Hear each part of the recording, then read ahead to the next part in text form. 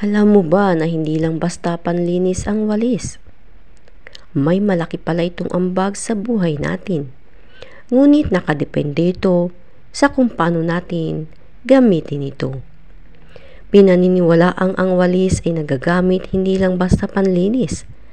Ngunit ito'y sading armas natin, shield, gatekeeper o panangga sa mga negative energies na maaaring makapasok sa mga tahanan natin. Hindi lang tayo basta naglilinis, nagwawalis ng mga alikabok. Ang walis ay pinaniniwalaang sinaunang gamit na pantaboy ng mga negative energies at mga bad spirits sa tahanan natin. Sa video ng ito ay share ko sa inyo ang ilan sa mga paniniwala at pamahiin na pwedeng idulot ng walis sa atin at depende sa kung paano natin ito gamitin. Ngunit bago ang lahat, maaari ba akong makahingi ng like at pakisubscribe mo na rin ang channel na ito kung nagustuhan mo ang video na ito. At huwag kalimutang pakihit ng notification bell para naman updated ka sa mga susunod pa mga video na i-upload ko. Maraming salamat. Ang pagwawalis sa umaga ay hindi lamang basta parte ng paglilinis at pang-araw-araw na gawain. Pinaniniwalaang ang maagang pagwalis at paglilinis ng bahay ay nakakatulong upang maitaboy ang mga negative energies na maaaring naiwan ng mga bisita ng nagdaang gabi.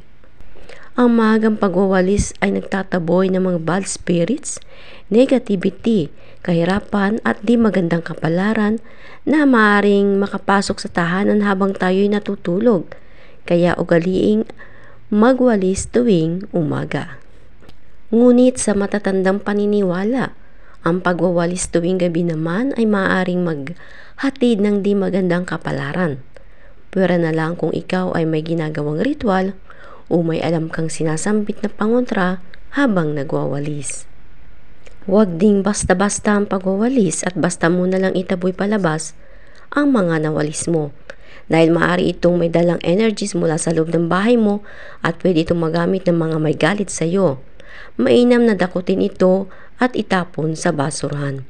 Huwag nyo ding hayaang ang iba o sino mang bisita mo na magwalis sa bahay nyo sapagkat maaaring ito ay may lihim na galit o inggit sa iyo at maaaring ito'y maitaboy o makuha ang swerteng dapat ay para sa iyo. Ang pagwawalis naman from back to front ng bahay ay nakakatulong upang maitaboy ang negative energies at stagnation at mga bagay na nagpapabigat sa ating pag-angat. And lastly, pinaniniwalaang ang walis ay maaari nating mapasunod. Habang nagwawalis ka, sambitin mo lang ang mga ito. Sa pamamagitan ng walis na ito, tinataboy ko ang kahirapan, tinataboy ko ang mga karamdaman, at tinataboy ko ang mga negative energies at bad spirits. Gawin mo ito ng may malakas na paniniwala, gamitin ng tama at makikita mo ang resulta. Hanggang sa muli po, sana ay may natutunan kayo. Please don't forget to like and share. Subscribe mo na din. Thank you and God bless.